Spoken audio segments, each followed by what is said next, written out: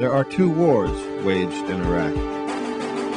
The United States of America will not permit the world's most dangerous regimes to threaten us with the world's most destructive weapons. One fought with bombs, artillery, and armies of soldiers. Yeah! We have just this second crossed over the border into Iraq. The other war fought with cameras, satellites, and armies of journalists. We have to recognize that many of the sources we rely on for news and information are often themselves incomplete. Danny Schechter, I know, has a question.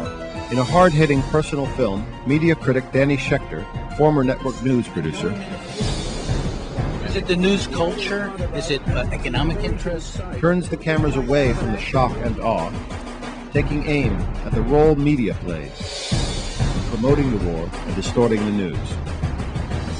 So what is the problem here, Danny?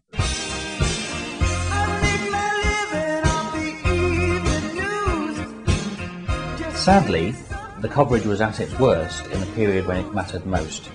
Does television news always master providing the context and a historical perspective on a culture such as Iraq? No, sometimes we do, sometimes we don't. Why should we stay? What's the value to us for what we learn at this $1 million press center?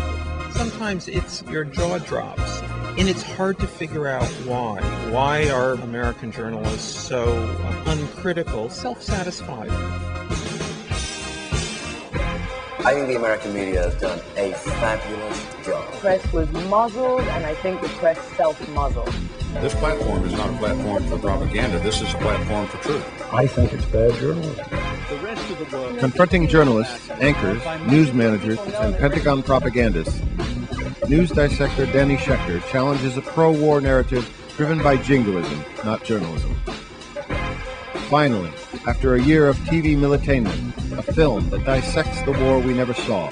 It's up to the media to challenge those in power, not to cozy up to power. There is a moral responsibility. I think journalists have to take more of that burden. There may be no weapons of mass destruction, but there still are weapons of mass deception. Truth does have a way of coming out. I believe the American people deserve the truth. WMD, Weapons of Mass Deception.